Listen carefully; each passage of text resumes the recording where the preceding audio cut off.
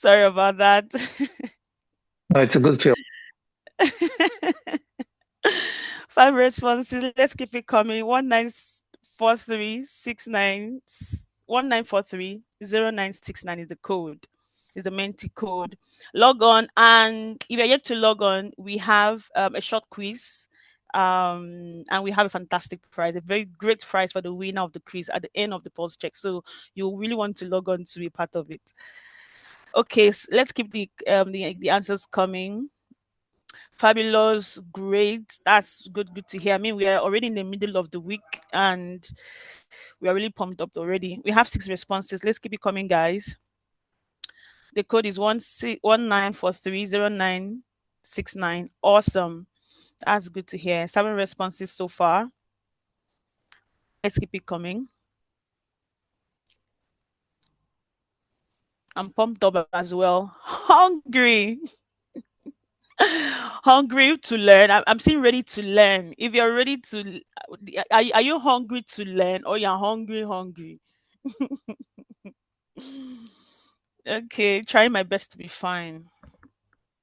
We'll be fine. Just hang in there. Everything will sort itself out. Just have that assurance. Everything will sort itself out. Very well. Okay. Ready to learn. I'm ready to learn too.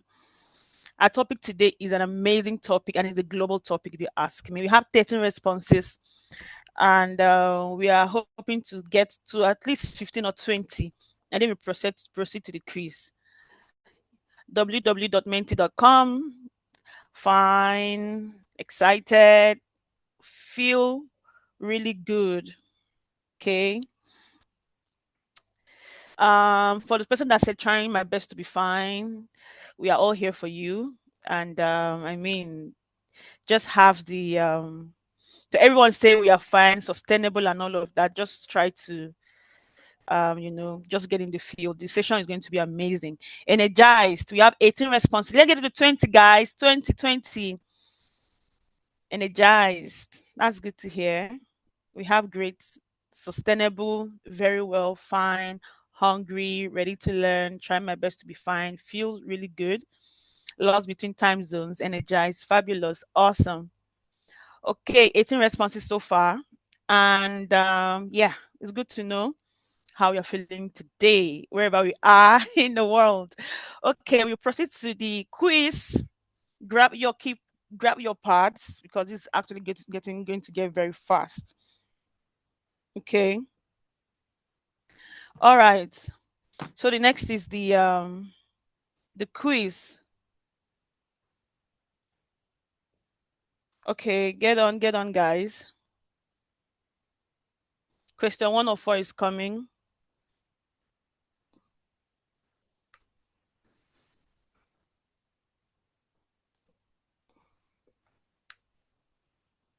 Okay.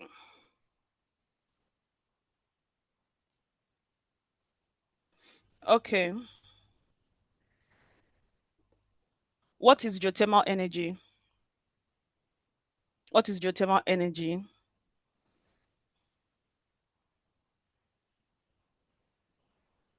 Going, gone.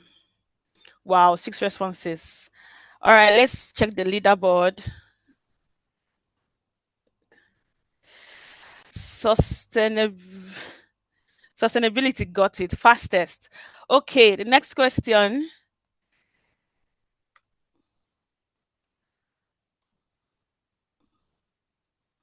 Can geothermal energy be found everywhere?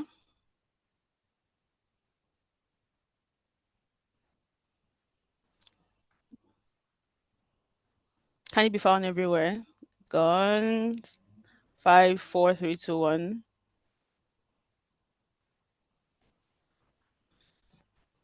Yes. Okay. Let's check the board.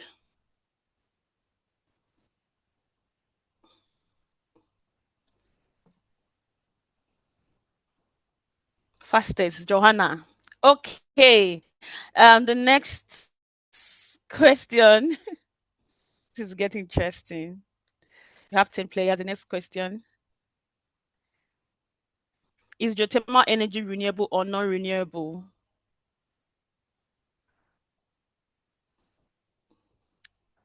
Is it renewable energy or non-renewable energy? Okay, 5. Everyone has voted. Okay. Renewable. That's great. That's great. Leaderboard. Okay. We go to the next question. And the last question, what country had the first geothermal power plant? What country had the first geothermal power plant? Everyone has voted. Okay. Italy. Great, great, great. Thank you, guys. Thank you, guys. So we have our leader to be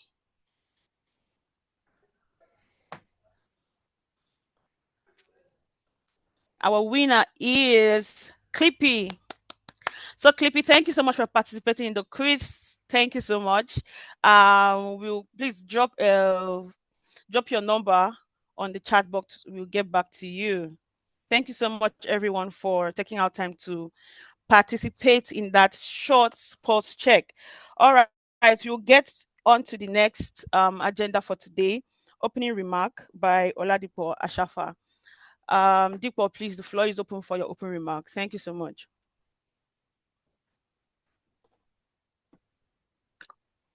Yeah, hello everyone. Good morning or afternoon now. It's lunchtime. So first, just want to thank everyone for joining. I know it's lunchtime, so the membership will climb up similar to yesterday. We have 33 folks, and it'll go up a little bit. Um, this is the first YP technical meeting that we're having.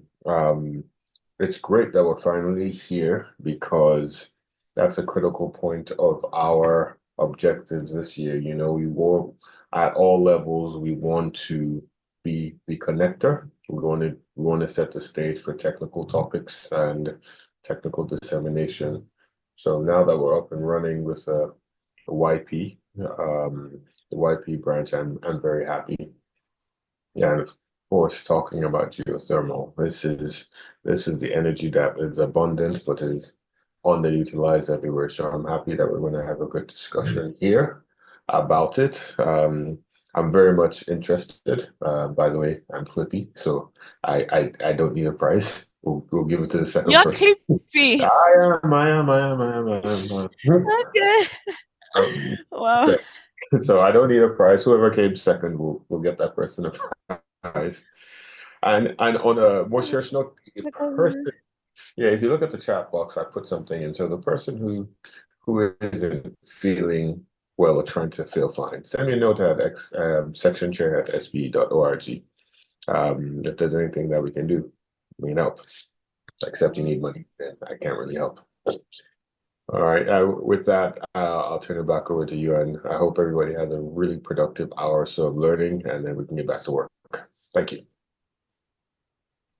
Thank you so much, Dipo. Thank you so much, Section Chair. I mean, thank you for wasn't trying to be fine. You are fine. I mean, this is a section that caters for everyone and make sure everyone is fine, takes care of you the best way we can. Without further ado, we move to the welcome address by Chimezie, the YP chair. Chimezie, over to you, sir. All right, awesome. Thank you, Ukeme. Thank you, everyone, for being here. Today's session actually is of very immense potential to geothermal energy, which helps in bridging the energy gaps within Africa and Nigeria as a whole. I'm glad that we have Gabriel Gruback here, who is a global expert to lead us through this transformative discussion. I hope that we pay attention actively and engage the speaker and every other person here so we can make this session as insightful and impactful as possible. Thank you, Kame. Thank you, everyone. So enjoy the meeting and hopefully ask a lot of questions as well. Okay. Thank you so much, Chimezie. Thank you. Now we will move to um, the main item for the day. So today we have in our midst, our presenter is a seasoned geothermal expert from Blade Energy Partners.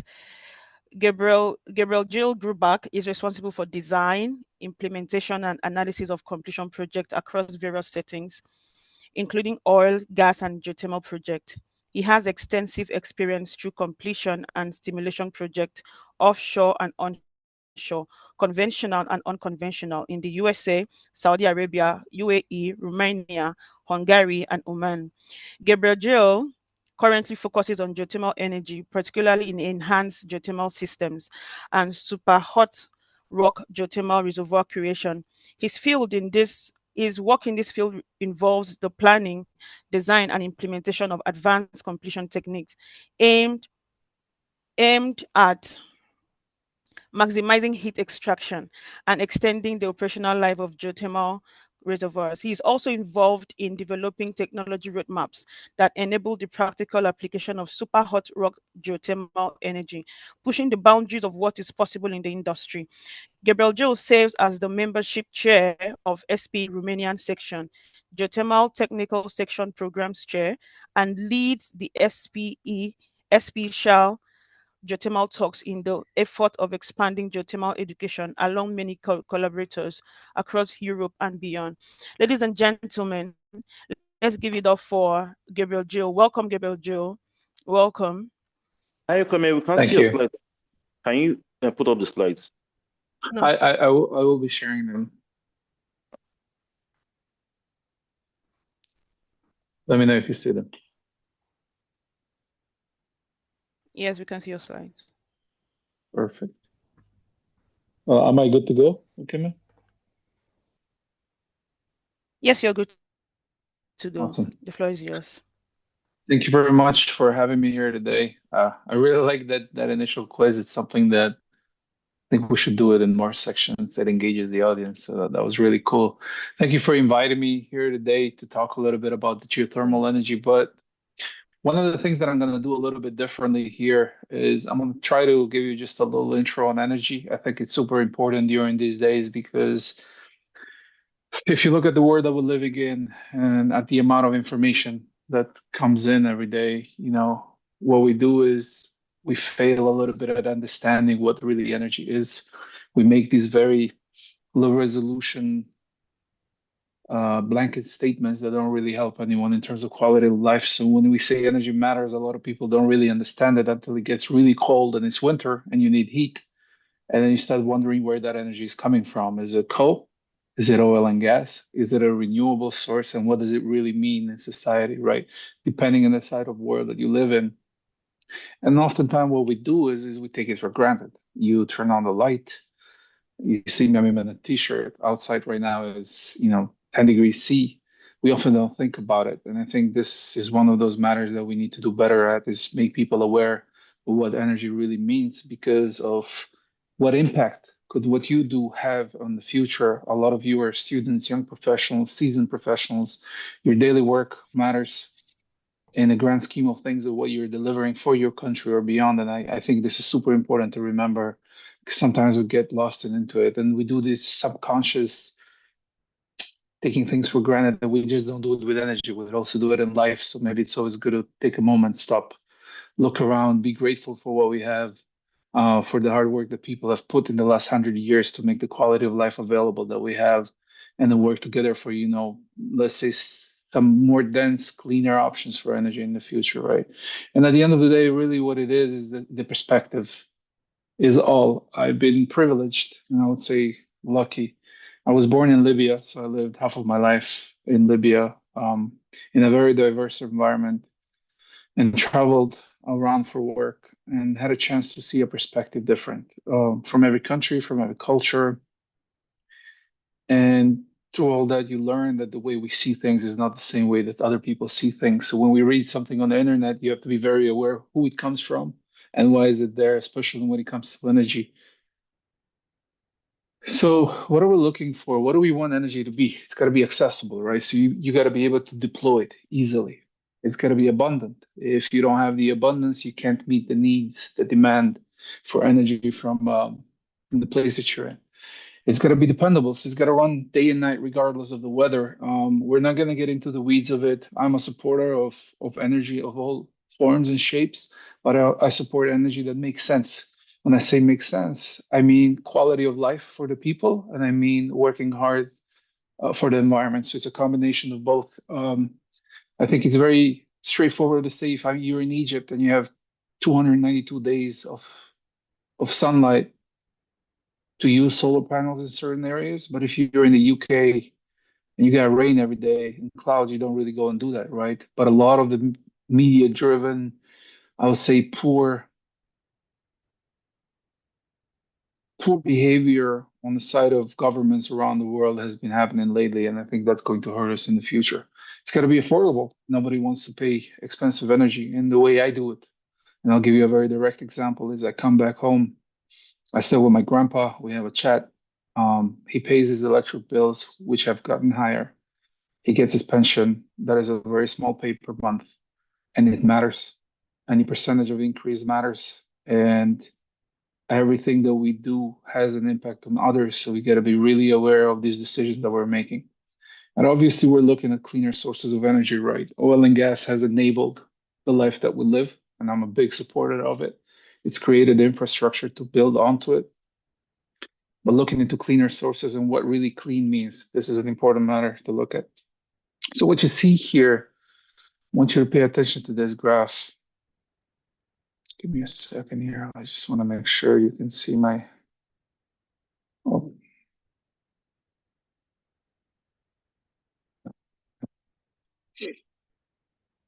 All right. So what we see here, right? We're looking at the consumption of energy through the 1800s. Look at what happened during the 1900s, right? So things changed dramatically in terms of energy consumption. You know, we need it, and it's grown by a factor of 13 in the 1900s. So demand has gone up. And are we keeping up with the supply, which we are, but how are we keeping up? It's a distribution between different kind of sources of energy. And if you look at this list over here, you don't really see geothermal. It goes under the other renewables. It is tiny little dot over here. 1905 in Lardarello in Italy, as you mentioned earlier, um, something great happened, right? So geothermal energy has existed for a while, but it really got a lot more attention in the past couple of years, and I'll show you why. So, okay, demand is going up. What are we going to do about it? Are we just going to stop producing oil and gas and turn to energy sources that are clean, but essentially putting a burden on society, on the infrastructures that we have in such a way that we don't live the quality of life that we had? These are the kind of questions as energy professionals that we need to ask ourselves. Is how do you create a better future, a cleaner energy future, but you don't put at risk people's quality of life? And so if you look at this, I'd sent this, I'm not sure you have it, but no need to really do the poll. Essentially, what it is looking at what percentage of the world energy consumption was comprised of fossil fuels. And that was in 2022, right? So the options are 88, 82%, 65%, and 50%. And you would be surprised if you look at this plot in a span of 22 years, what has changed, right? Essentially, what we've done is we were at essentially an 87% fossil fuel, and we have come down to about 80% now. So I just want you to think critically. When you look at the news and people say tomorrow the oil and gas will disappear, those are clickbaits because they essentially do not reflect what reality is. In a span of 20 years, the fossil fuel usage has reduced by 5 to 6%, depending on the source that you're using. So saying that oil and gas will disappear in the next 5 years, 10 years, 15 years is completely unrealistic. And while it could be really realistic, it's for the very small communities that can handle this and have the money to manage this. And I'm looking at Scandinavia. Sweden, for example, has more than 90% of nuclear energy input. But this is a very long process, it's complicated. And I want you to keep in mind that when it comes to energy, things are not as easy as just making blanket statements, right? This is how I feel when people start telling me that oil and gas is obsolete. I hope some of you smiled at this, but essentially it was funny at first, but then it wasn't. I posted this on LinkedIn. We had a lot of discussions with others.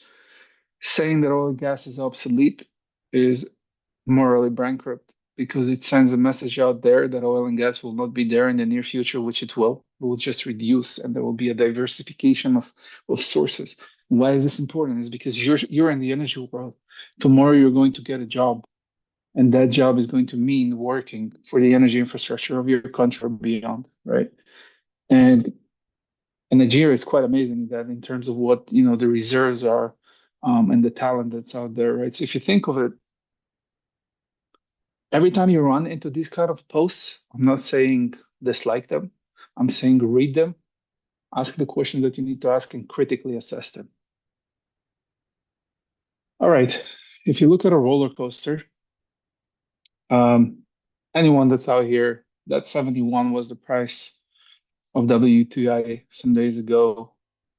And if you look at this what's happened in the past years is how prices have been changing and going up and down. And you always hear people in the oil and gas saying, well, I don't like that it's so bumpy, and I never really have security of job. But really, at least my perspective, the way it's been since I've started working is you love your job, you're aware of what the risks of it are, you do your best, and then if things happen, you always get yourself up because of the skills that you built. There is no such thing as just an oil engineer or just a gas engineer. You can specialize in it, but your knowledge is subsurface and you can apply it into other domains as well, whether that is geothermal, wind, solar, CCUS, or other sources. So what I'm trying to say is that please give a glimmer of hope is that never run off of these curves. It looks nasty, but it doesn't really translate into real life if you work on your skills, right? So look at some facts, right? A lot of the times we hear, oh, emissions are a big challenge these days, right? But if you look at what the world is doing, like look at coal. Coal is the dominant fuel in Asia Pacific, accounting 49% of regional energy consumption. And the reason I want to give you an anecdote here, the Netherlands one, is I was at a meeting or a conference, and it's a gentleman that's been in the industry for 30 years, and he came. It was me, him, and someone from Spain talking about energy, and he said that in 30 years, oil and gas will completely disappear, and that it is our duty, by our, I mean the Western countries, the first world countries, to pour money into third world countries to decarbonize their economies. And so my question is what do you decarbonize when you don't have full access to oil and gas infrastructure to actually let the economies flourish? And he stopped. And then we had a follow-up discussion on that. But what I want to say is we need to be careful of the statements that we make and what that means for others. It's very easy to make a statement based on where you live and what the life standard that is. But around the world, things are very different. And we need to keep an open mind to that, right? If you look at this, it's the richest 1% in the EU emit on average 43 tons of CO2 annually, 9 times as much as the global average. So what I have a problem with, a challenge, I would say, not a problem, is making statements about reducing the CO2 footprint while you live in a lifestyle that allows you to emit 9 times more than what the global average is, makes me question a little bit the approach, right? So stay true to yourselves and always question things. Energy security does matter. So if you look at the years here, look at the sources of energy with time, what the share of electricity was. Look at coal. Coal's staying strong. Countries want security. Governments, they care about the environment, absolutely. But they also want to make sure that their people have what they need, right? Look at wind. Wind has built through time, and that was great, actually. So some of the economics of wind and solar have improved based on the past, right? Oil is kind of going down in terms of electricity production. Hydropower is a beautiful source. It's kind of stayed strong. But essentially, what this comes to is please don't make low resolution blanket statements. Don't go out there just saying, hey, we need to phase out oil and gas, because what could that actually mean is while you might have a good intention of having a cleaner future, it could actually harm the environment, the community around you, and the people. So if we're going to switch to cleaner sources, and we need to use all our knowledge, all our subsurface knowledge, and pour it into that. And this is where the beauty of geothermal comes, and what I will cover next, right? What I wanted to share here is the share of the population with access to clean fuels for cooking. It's just a perspective. I think it's very important to always think of things that matter in life. At the end of the day, we want a world that's a little more equally distributed in terms of quality of life, but to achieve that, energy plays a very important role. And if energy plays an important role, let's do it correctly. And let's not be morally bankrupt about that. When it comes to nuclear, I'm just giving you a very brief summary of this. I wanted to just kind of go through these slides and give you a sense of what nuclear energy is, and a very energy dense source, right? Some countries like Sweden go above 95% using nuclear for electricity. France has a very good chunk. Romania is about 20% of electricity comes from it. So they're building, different reactors are built around the world, but then there's countries that have different legislations. Like Germany recently just destroyed one of their plants. So it's thinking now what happens in 20 to 30 years where you live, right, in terms of energy. You look at wind. Wind has grown a lot. A beautiful source of energy when there is wind, because when there is not wind, you really can't do much about it. You got to look at ways of storing that energy and how do you work with it. So you have wind, solar. They're not always there, but guess who's always there? It's oil and gas and geothermal energy. So this is the beauty of geothermal. It's base load. You can always access it. And that's what makes it super, super interesting, right? When it comes on the solar side, a lot of application, a lot of distribution across the world. Certain areas make the best out of it, certain areas do not. We see Asia really picking up on this, um, and doing really good at it. Australia, obviously, again, always think of the point is what is the source I have? How can I apply it? And is it cheap enough? Is it affordable for the people? One of the most beautiful sources of energy is hydropower. Essentially using energy from water. It's been around for so long. People don't really talk so much about it, right? But it's always been there. It's pretty strong in certain countries. Um, it's something to keep in mind. So really, the point of these slides was to tell you that there is different sources of energies that are being deployed in different geographies, whether whichever continent that is, in certain percentages, and where does it make sense and not, and how does that impact at the end of the day the energy bills, the emissions, and the overall future plan. All right, let's get into it. So people have mostly focused on solar and wind. Nuclear was kind of drowning, but essentially geothermal was at the bottom. Geothermal was sitting there for about 100 years. It's been there for a while, and what's crazy about it is that there's been this misconception that geothermal just showed up 5 years ago. That is absolutely not true. There are some leaders in the world that have been doing this. And some of those are actually in Africa, and we'll talk a little bit about it. But what's important is that we have given the focus and the momentum to this source of energy. And guess who can do best in this domain? It's those people that are involved in oil and gas projects and subsurface knowledge that they have. Why? It's still subsurface, it's still a fluid. Flow dynamics, rock mechanics still apply. You still have to drill. It all adds up. So to me personally, there's no other better definition than being able to merge this world and helping geothermal grow. So essentially, as you had in the first quiz, it's like, what is geothermal really? Is that heat beneath within the earth, right? And there is a lot of it, a lot of abundant heat. So essentially, to give you a perspective, right, it comes from the words geo and thermos, right? And 99% of Earth is hotter than 1000 degrees C. Only 0.1% are cooler than 100 C. So this is just to give you an idea of how vast this energy source is and what it could mean for the energy future. So essentially, when you look at the sources of what the geothermal energy is it's when the planet was formed and accreted, right? The frictional heat from the decay of the radioactive elements, deeper in the earth, right? And this seepage, this heat flow on bottom, depending on the part of the world that you're in, actually can be harnessed. And how do you apply geothermal energy? And I'm doing this a little bit more on a high level, but we're looking at shallow geothermal systems, so lower temperatures, let's say up to 100, 120 degrees C, depending on who you ask. The definition can vary a little bit. And then looking at deep geothermal systems, above 120 degrees C, what do you do with it, right? So one of the main applications is direct use heat. You essentially use that heat to heat buildings for agriculture, for industrial processes. Fun fact, I was in Iceland 3 months ago. Iceland is basically all geothermal when it comes to heating, and they have so much of it that the windows are open when they're heating their apartments.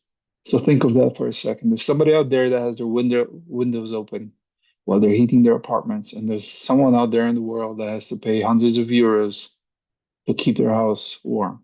Perspective. And then one of the biggest things is electricity, right? So we look at deep geothermal systems, the enthalpy, the amount of energy that you essentially have that you can work with.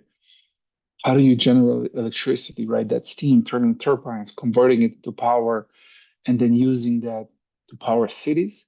And one of the very important new things that has come out is the data centers. We live in a world of information technology, and Amazon, Google, Meta, all these companies are now looking to power these data centers. But the idea is to move to cleaner sources of energy. And what better source than electricity coming from geothermal?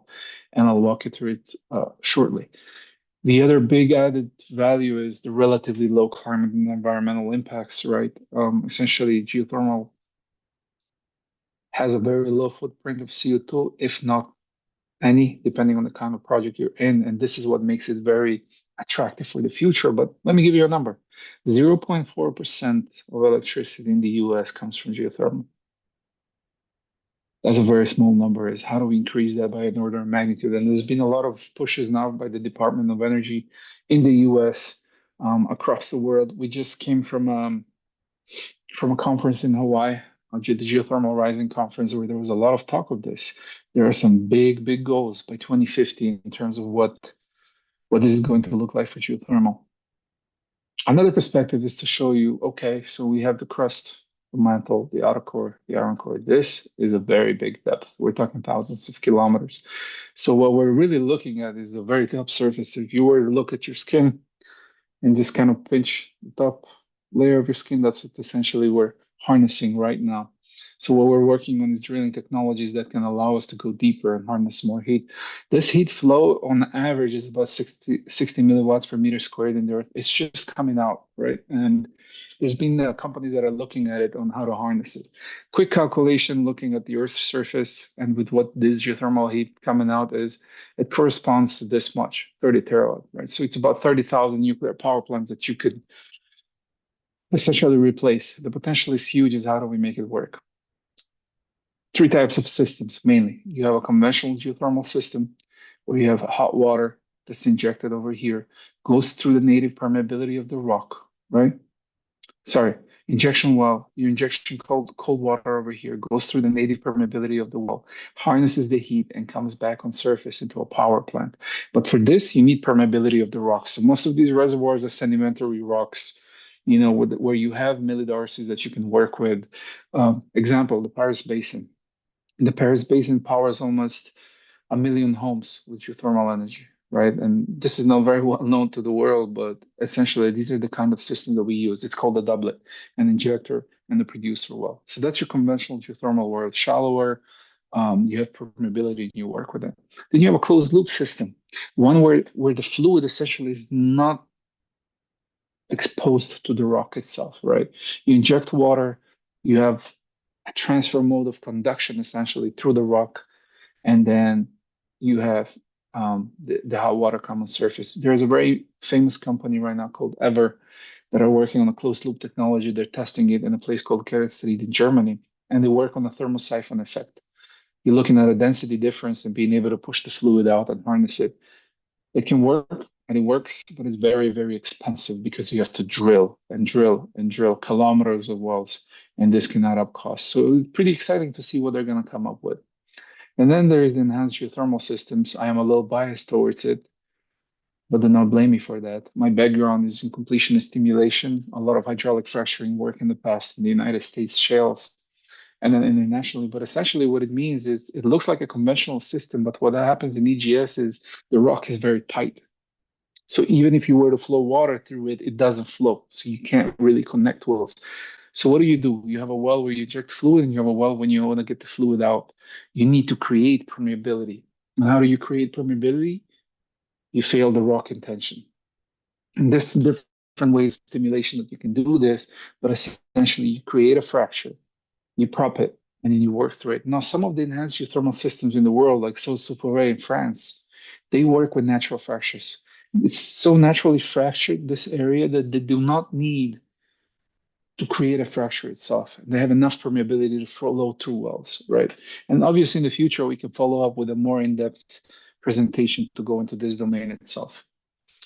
Okay, so you have the geothermal energy. What do you do with it? What kind of plants do you use? This is just to give you an overview. I'm not an expert at surface facilities. Um, we have dry steam power plants. Essentially, you use the steam directly that comes to surface. 1904, Toscana in Italy, like the question that initially happened. You have the flash steam plant that will take high pressure hot water from inside the earth and then convert it to steams.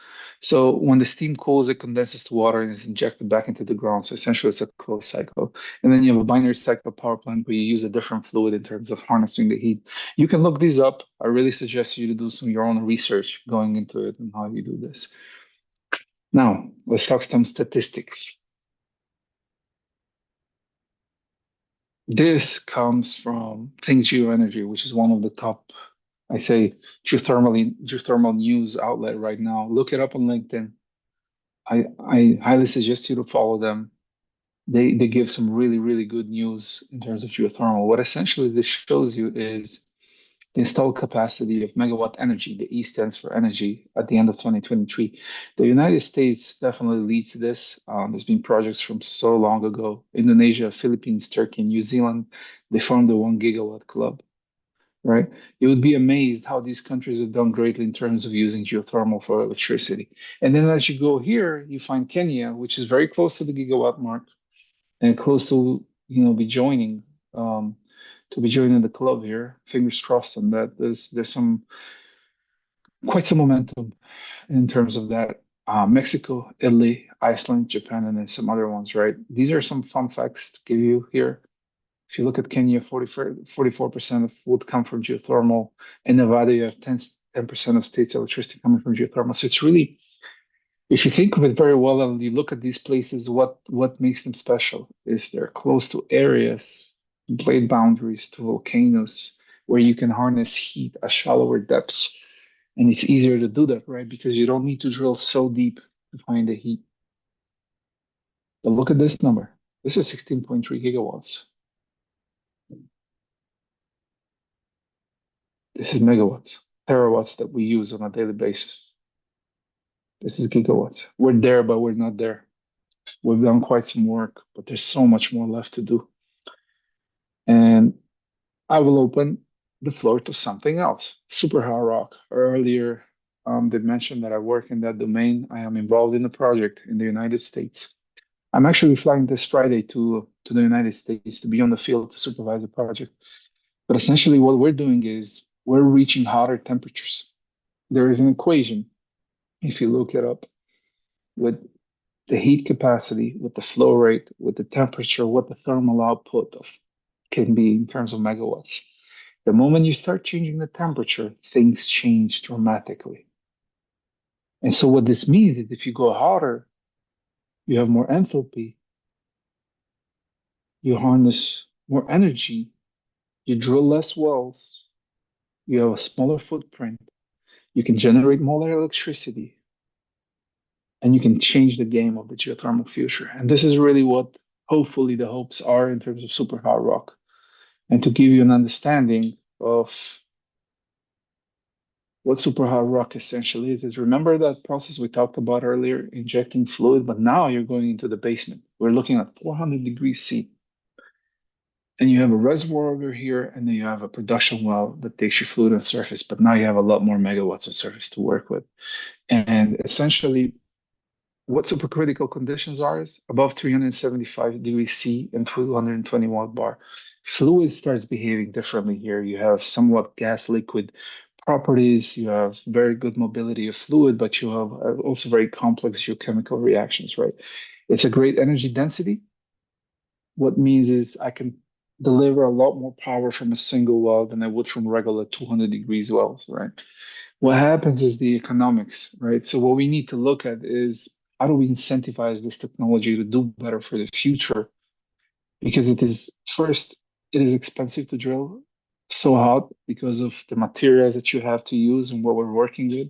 At this very moment, the drilling technologies, right, they can work all the way to up 180, 200 C in terms of the MWD systems that can, steer the well directionally. What we're working with as a company now in Mazama Energy is with different domains, how do we push the boundaries? And actually, my role right now, and we're putting things in motion next month, is a completion of the future, a 7-inch sleeve that can be run at 400 degrees C, that you can open and close, and that you can cycle through. It sounds crazy to those that are involved in the completion world. They're probably like, if you tell them this, like, wait a minute, how do you even do that, right? But there's been tests run already at 315 C in the labs, and things are working. So we just got to stay open-minded about making this happen.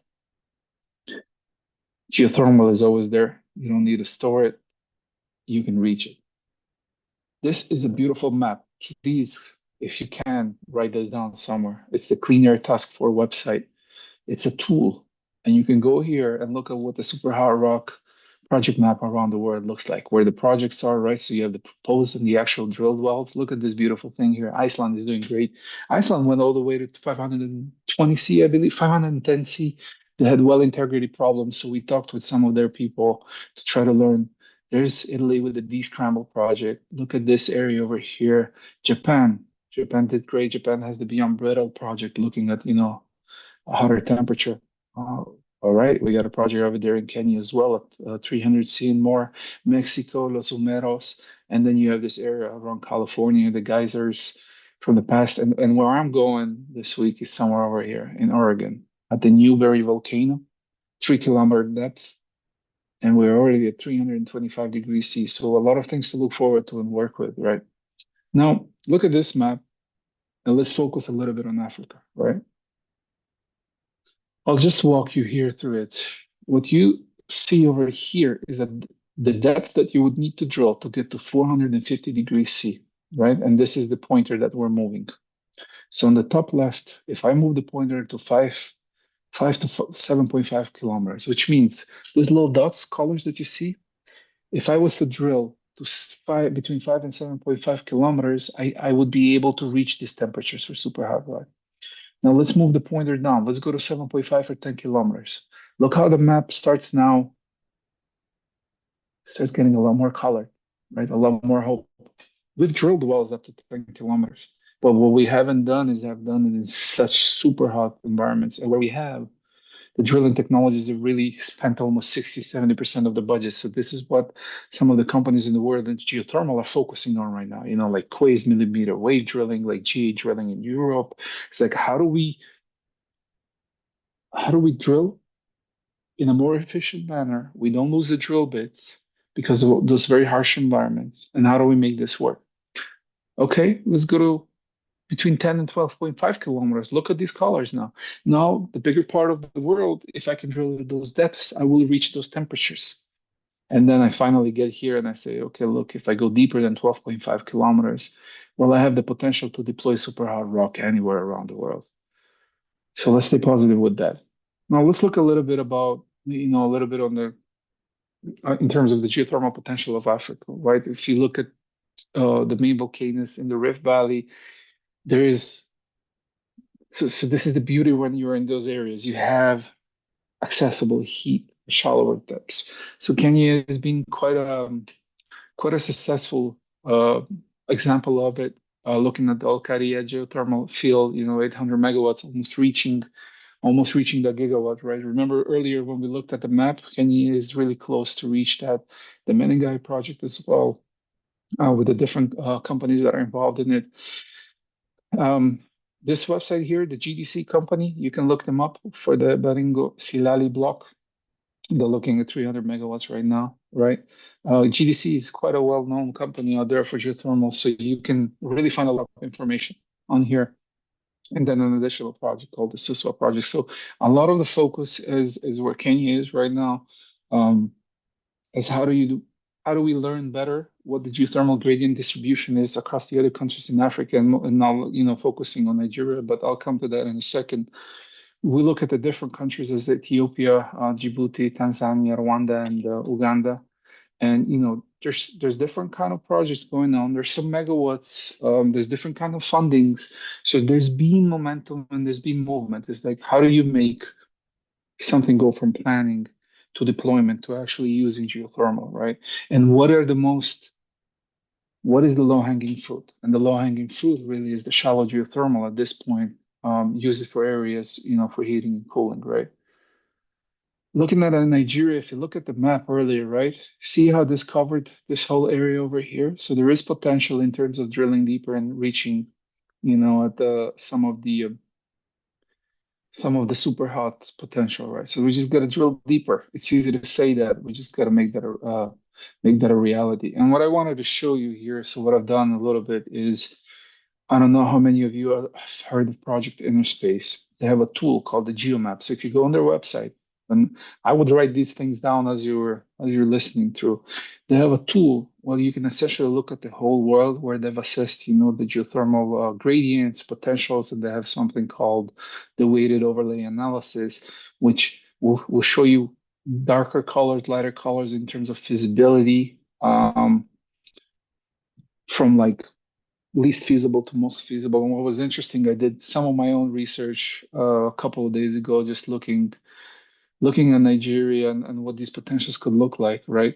So what I highly suggest you is check out Project in the Space, the GeoMap. You have to create an account, but you can essentially, if you're involved in any kind of research work, masters, PhDs, these are certain tools that you can use and start building your own project around, doing your own research, and it's quite exciting.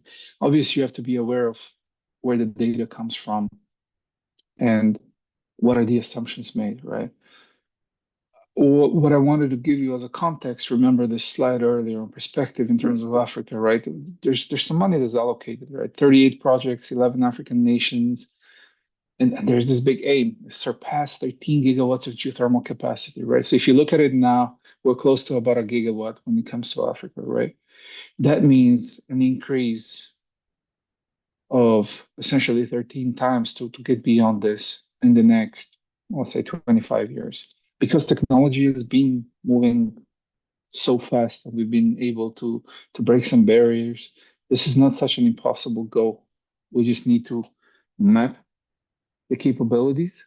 And if we were speaking, about Nigeria's look at what the geothermal gradient distribution is, and you know where you get that data?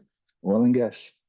There's a lot of seismic data, there's geophysical data, there's data that you can work with, temperature logs, and build your own model, own maps, and see what the distribution is. If you have 80 to 890C, what do I do with it? Can I do direct use? Can I apply that for different domains? If I have beyond that, can I convert that to electricity? What is the areas that are close? What are the communities that are close by? Essentially, it's just looking at the whole big picture and having the big players in the world work on that. A lot of the big giants of oil and gas, what essentially they've done is they've been investing in new energies for a while, but recently they noticed that geothermal is the place to look at for that. And so they've done a lot of investment in that domain. And that's a good thing.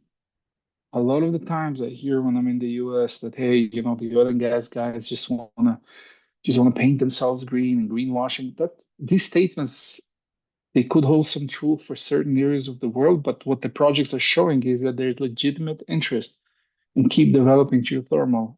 And if that's the case, so be it. Because geothermal does present a real solution, a cleaner solution, less footprint, and a lot of energy abundance. And the beautiful thing is it's baseload. You don't have to wonder if it's going to be available there all the time. It's always there. As I'm coming to a close here, what I'd like to share with you is some of the educational things that we've been doing in geothermal that you can access. So the SPE geothermal technical section exists as a section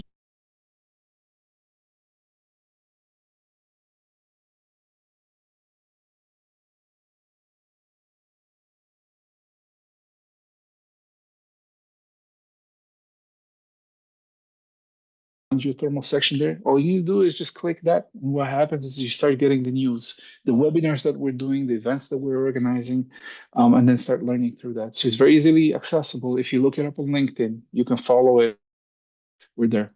We're actually, keep in mind this, December 10th, We're doing a presentation with Helen Robinson from the IGA, the International Geothermal Association, and she's actually going to in-depth cover the geothermal landscape in Africa, right? So essentially, she's covering the current projects that are ongoing and what this near full future could look like. So that would be a lot more focused on what Africa is doing in terms of geothermal. So I really highly suggest you to follow this. I'm actually working on it. I think next Monday I'll be sending out the flyer and the registration link. The Geode project, if you haven't heard about it, it's SPE, the Society of Petroleum Engineers, and Project Innerspace. They got together. They said, how do we use oil and gas technology to speed up geothermal energy?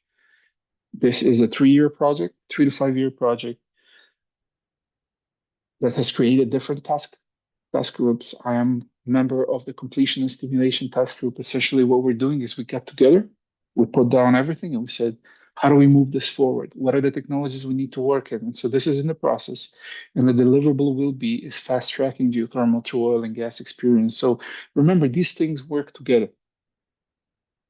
The special geothermal talks, I'm pretty proud of it. It was something that we started about a year and a half ago, January 2023. It's 13 sections across Europe that are put together. I'm kind of running the webinars in terms of getting the speakers, but we've had support from different sections. So we have a talk in December about how do you complete and how do you construct wells for geothermal? What are the things to look at? So December's got 2 webinars that if you attend, you will learn a lot more in depth for geothermal in Africa, and you will learn a lot more technicalities in terms of completing a geothermal well. So follow this page. Well, technically, I'm the one posting on the special geothermal talks. So if you guys follow and register, you'll be able to access these things, and they're for free. IGA, the International Geothermal Association, is very well known. They have a training module. You look it up; it's pretty straightforward. If geothermal is something that is of interest, you will find information needed there. Geothermal Rising, it is another group that focuses only on geothermal. Quite a lot of events, conferences that are being organized. So something to keep in mind. If I remember correctly, actually, when we were in Hawaii, representatives of the Kenyan government were there, and they kind of did an MOU with Geothermal Rising, working together to keep pushing the geothermal in Africa. I think Geoenergy, I showed you earlier. Look them up. Really good news. They have a weekly summary of what's going on around the world. Clean Air Task Force, like I showed you the tool earlier for super hot rock. And then the Stanford University, Roland Horn, who's a pretty amazing gentleman. He's done quite some amazing things. He has this beautiful lecture. So if you look it up, Stanford University Geothermal lecture on YouTube, and I can send these links after the talk. It's a 50 to 60-minute talk that goes a little more in depth into the geothermal world with quantification of matters, etc. They also have a Stanford temperature model. So if you look it up, you can look at temperature distribution across the US and what that means. What I guess one of the messages that I would like to leave you with is energy sobriety. I think we've had a lot of wishful thinking.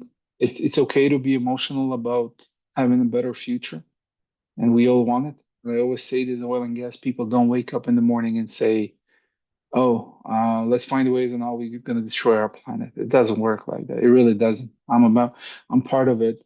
I've moved into geothermal. I'm doing both things now. It's all possible.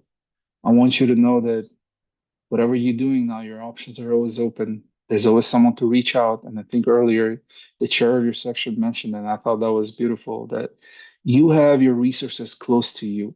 And if they can't find the answers, they will find somebody to get you the answer. That's what's beautiful about SPE, is that we're very well connected across the world.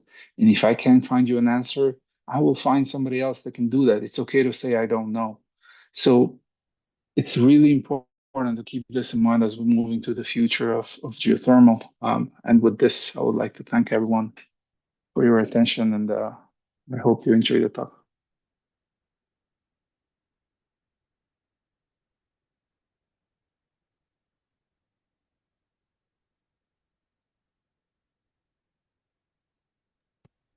Oh, thank you very much for that. That was an amazing presentation. Amazing. I've just been here looking through the content, seeing the mind-boggling numbers, and asking myself, why isn't everybody doing this? I mean, there's a Yeah. rising demand and there's abundant supply, right? I mean, the energy mix is very robust, but every day it seems like we only hear about, solar panels and wind. Deepo, you essentially nailed it. Essentially, that is what is going on. Is we need to echo the message. So a lot of the people that are involved in it, and this is part of it, right? Is letting you know what's going on. If I can help in any way, I will, and if I can't, I will find somebody else that can do it. Geothermal is there. It's been there. It's beneath our feet. We're working on the technologies. It can be and it will be that future. But what's important is to keep the momentum. If we let this momentum go down, then we'll have to restart kind of over. So this is why it's important to keep talking about it. Yeah, no, thank you. Thank you. So, maybe open the floors for anyone who has questions and comments. Kema or Chimeze, would you facilitate? Awesome. I think we'll do that. I think we have some questions from the chat dropped by me as well. So we'll just go through them. If you have any other questions, you can drop it in the chat box so we can just Gabriel can go through them as quickly as possible.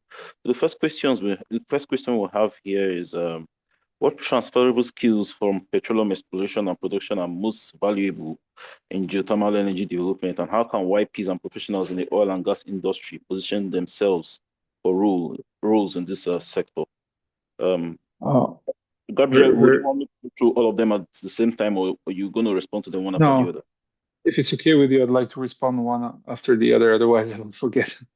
All right, no problem. Please go for So this is a very straightforward, very good question. You have the skills already. If you're in the oil and gas, you have about 70 to 80% of the skills.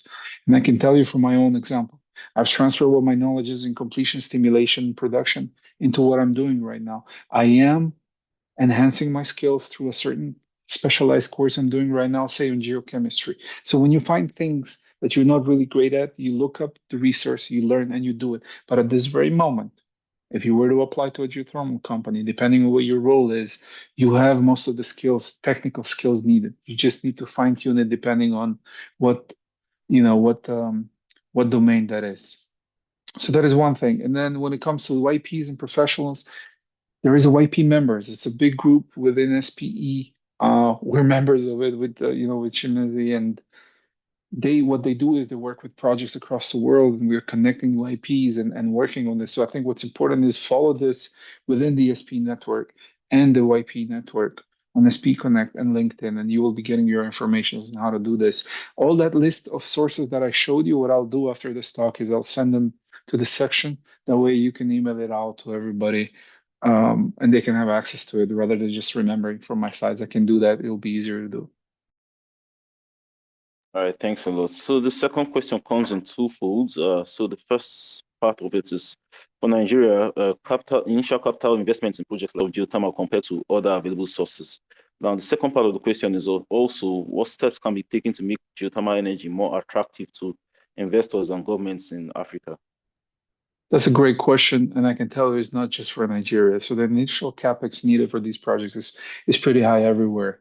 It is a big challenge. I do not have an exact answer to that question. It's something that we're working on in the geothermal community because of geothermal projects are not your shale well where you can look at 5 to 10 years, produce, you have your return on investment, and you're good. They have to last for 20 to 30 years. So how do you make these wells last for so long, deliver heat for so long without having to do multiple interventions and spend OPEX during the process, right? So there is not a direct answer to that. The steps that you need to make more attractive, I think what's important is to show potential, which there is. But here's the most important thing. This is something we learned when we were in Munich in October. Government regulation, government regulation, government regulation. If the government doesn't support it with simplified bureaucratics, with better processes, with easier to get permits, and the permit, they told me that a permit in Peru can take from 5 to 7 years. If I'm a company and I need 7 years to get a permit, I'm not going to invest. So how do you make this happen? You go to your local communities, you go to the government, you show them what the potential is, and you say, look, we need the support here. You need to make the permitting easier. And that's how you start attracting investors because they know that they can spend 6 to 12 months in getting a permit and start, working on a project. So government regulations is one of the top ones. A splendid answer, Gabriel. So I think you've already given some insights in the third question. So I'll just keep that and go to the final question we'll have. So what specific, this is from Chidiogo Mbelede. What specific policy frameworks or public-private partnerships would you recommend to accelerate geothermal exploration and development while ensuring inclusivity for undeserved communities? All right. That's a good question. It's a very dense one. I can tell you when it comes to specific policy frameworks, I mean, I cannot give you a direct example of this. I can tell you the easiness with which things are done in terms of policy. And the United States is a perfect example of it. The Department of Energy has invested a lot of money to push people to do research to unlock things. So if you've heard about the Project Forge in Utah, there's a lot of government money that's going there to create that future for EGS, enhanced geothermal systems. So I think this is what we need when it comes to policies. Again, we're always circling back to what the government can do for you. And in order for the government to support geothermal, is those that are in power need to understand what the potential of geothermal is. And by showing them the potential, it means giving them examples of other places in the world. And the closest to you, I would say in Africa, is Kenya. Is show look at what was able to be done. And then you will get a question and say, yeah, but Kenya's positioned geographically and location wise to be able to do that. Okay. But look what can we do with 70 degrees C, with 80 degrees C. These are the low enthalpy systems that we can work with. And there's companies in Europe that have done this for years. It's all about just reaching out to the right companies, connecting with them, and kind of them walking you through what they've done. So just not repeating the same mistakes that they have made. Awesome. I think we've quite spent our time, so I'll try and merge the last two questions in one bit, then you can just give a quick answer to this. So Joshua has a question. It says, I study chemical engineering and I have a passion for energy, but I don't have the experience yet in oil and gas. How can I overcome this? Also, what's the effect of geothermal to reduce the dependence of fossil fuels in Nigeria and Africa at large? So the second question, we'll just go through this, then we're done. So from Noah Oluwakorede, he says, how do you determine the power heat capacity of the rock over time to ensure it retains the amount of heat needed to generate power? I think that's all. I love this question. It's really nice questions. No, a great question. Same for where was the top question coming from, Joshua, right? So you're studying chemical engineering, and I can tell you are very, very well positioned for the geothermal world because a lot of the geothermal work is through geochemistry. So working with the fluids downhole, circulation through coming out of fractures to surface, meteoric water going through the fractures, a lot of the interactions. So this is all chemistry. So I can tell you already from now, you're doing really well at that. You don't have to have oil and gas experience to move into geothermal, depending on what's the level that you're applying for. So if you're at the beginner stage where you have no experience, obviously you would have to look for a junior position where you can start off from the very beginning. Reducing the dependence on fossil fuels, that is a very dense question. We could have a panel discussion on that. You diversify your energy spectrum. You do not replace fossil fuels for good. You can't. That's just at this time with what humanity has done is not possible. What you do is you can displace certain usage, right? So we went from 87 to 82% for 22 years, and that's what we've done. We've diversified it with solar and wind, right? If geothermal grows at the rate that we want it to grow, we're hoping that we can grow from what it is now, less than 1%, to at least between 5 and 10% in the coming years. The United States is a very, very aggressive goal by 2035 on EGS. They want to grow a lot. So this is how you do that dependency on fossil fuels, right? But when you call dependencies, if you have an available resource and you're not using it because you do want a cleaner source of energy, but you've not created the infrastructure on which you can build a sustainable model, really what you're doing is just doing something good for a very short time period and bringing society back to where it was. So this is what we fail to understand in the world of energy, is that you need a strong infrastructure in order for you to keep building on the cleaner sources. And this is just fact. When it comes to Noah's question, that's a really good question, the power heat capacity, right? So it's a dense technical question. Essentially, what we do is think of an oil and gas well. You have your initial production with time, and you have this decrease, right, in terms of how you're harnessing the fluids from the reservoir. Same things happen with the thermal decline, right, with heat. So what goes on is you have a certain surface area of the rock. The rock has certain properties, depending what type of rock. I say it's granite, it has a thermal conductivity, so the ability for that heat to move, right? It has a specific heat capacity. And now you run certain equations with the temperature that you have on bottom, and you get how much power you can get on surface with a flow rate. And when I send the email, I can give you the source of when to look this up. So this is how you look at it. And then you look at the time. What is the surface area you've created? And how are you harnessing heat? Because with time, you will cool that area. How fast do you cool it? One of the biggest challenges in EGS right now. And how can you extend that so that this heat decline is not very strong? It holds, and it holds the economics of the project. Because if you cool the rock too fast, you're in trouble. You're in trouble with your investors, and you're in trouble with your whole project. So a big part of my work right now is how do you create a reservoir? How do you create a surface area? You maximize the heat coming from the rock, and then the power calculations for surface. And I will share that after the presentation in terms of what I could do. Oh, Oh, awesome. Gabriel, if you're going to go through all these questions, I don't think we're going to leave here today. So if you have, okay, one note, if you don't mind, Chimizi, I would just like to answer one question here. The induced sure. seismicity coming from Mikhail. Really Sure. good question. Induced seismicity is something that has been around for a long time. One of the problems of the geothermal world in the past was that we were not, well, they were not, when they were in South Korea and they had a big magnitude earthquake, there wasn't enough transparency about the process, I would say. It happened in Switzerland about 20 years ago, a single event, but it shut down all the projects. There are specialists in the world that work with this. Induced seismicity mostly works when you're injecting fluid, right? And you're changing the stress strain and the frictional components at fault areas, right? And then you're inducing this event. It can be planned. There's something called a traffic light system that's in place that takes into account magnitude of events, that takes into account peak ground acceleration. It's a combination. Companies have processes in place that, depending on what kind of seismicity moment you have the action that you can deal with it, right? So it is a challenge, but it's something that can be worked around. It's very complex. It needs to be done by specialists. Fun fact, the Taylor Swift concert had a 2.2 magnitude. So when it comes to induced seismicity, what's important is not to have the fear of it, but try to understand what the process is and who is responsible for making the calculations and the modeling around it. It is always a risk, just as every time you inject water, even from the oil and gas wells, when you take the produced water and re-inject it into the ground. But this is why you have traffic lighting system. You need to bring in seismologists. You need to bring in the right people to work around it. So really, really nice question. Awesome. Thank you for very, very well detailed answers, Gabriel. So there are lots of questions here, but I would advise if you want to ask Gabriel more questions, you can follow him up on LinkedIn and send him your questions via chat. But one thing that stands out is everyone here is asking for more information concerning the slide deck and some materials that we want to digest after the meeting.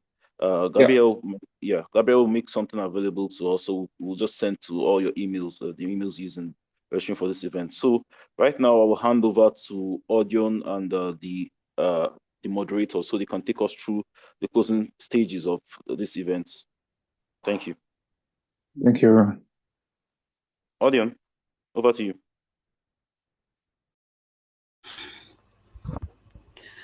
Okay. Ukeme is on. Yeah, Ukeme, carry on. Thank you. Thank you so much, Gabriel. Thank you for that wonderful presentation. I'll personally connect with you on LinkedIn for that discussion. Thank you so much.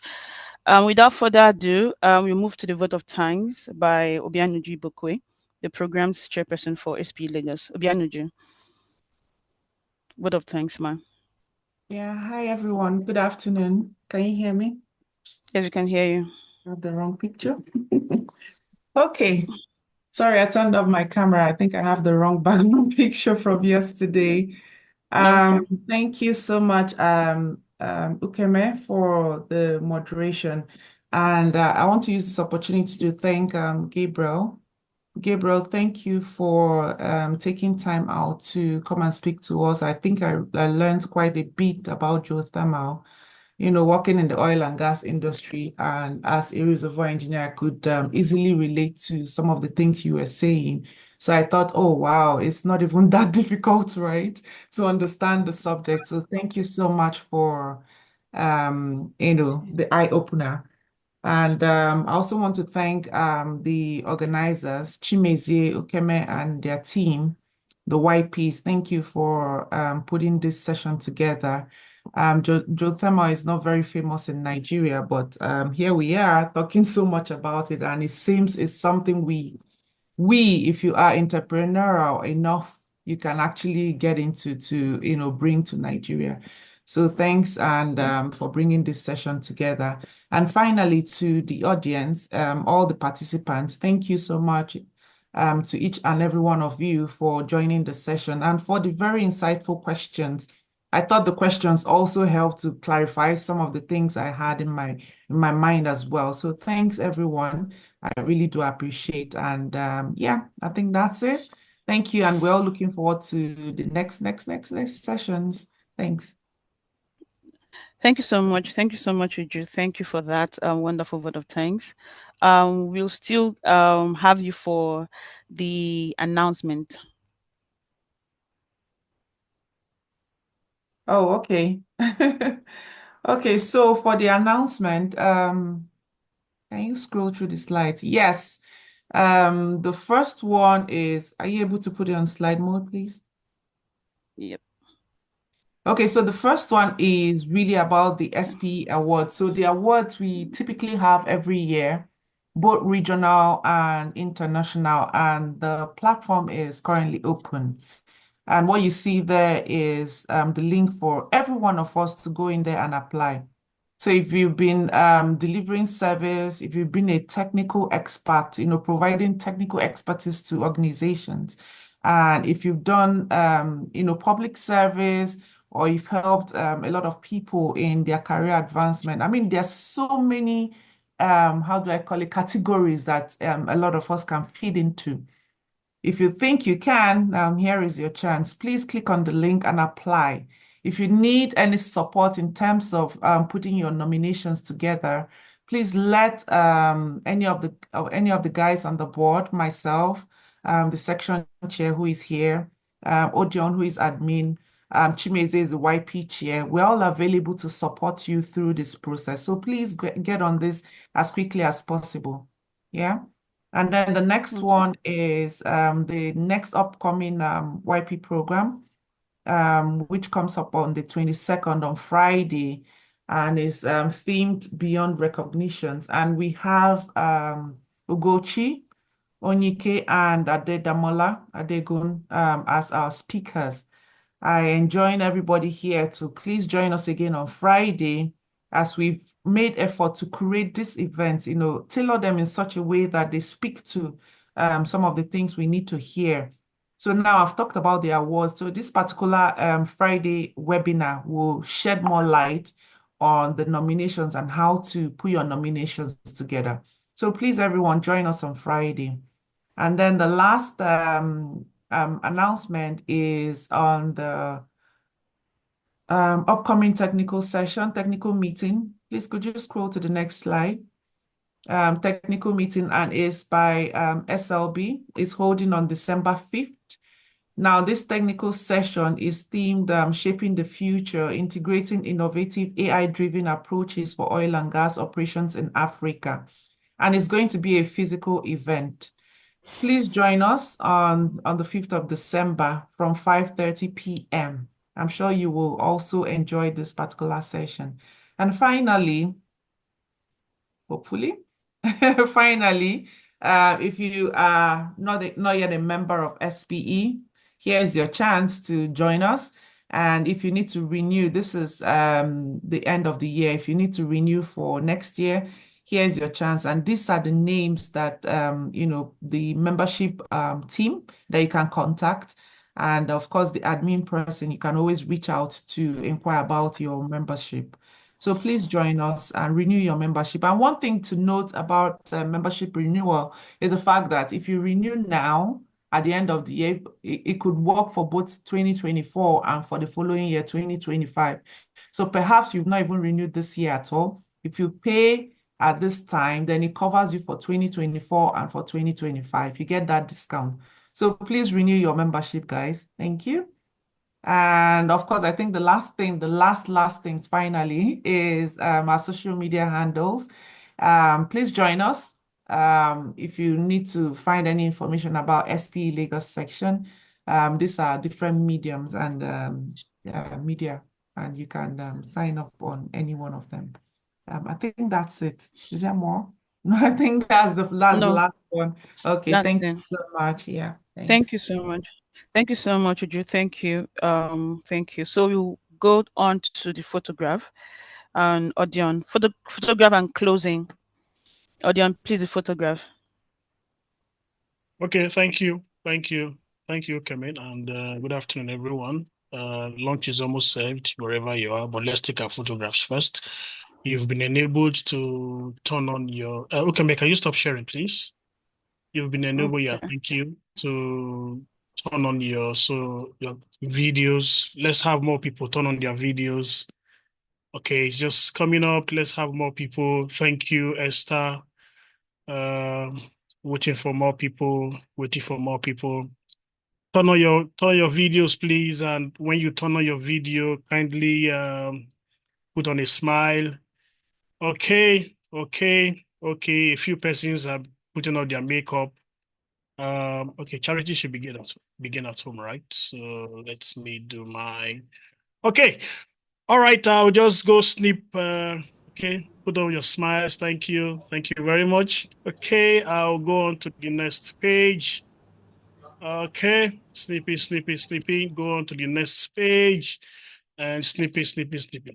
Okay, back to the first page. Thank you, everyone. Enjoy your day. That will be all from me. Coming back to you. Thank you. Thanks, Thank you so everyone. much. Thank you, everyone. Thank you for joining the session today. We look forward to seeing you on Friday. Chima, is there any last words? I think no last words. Last words is I think we can go back to our office our work.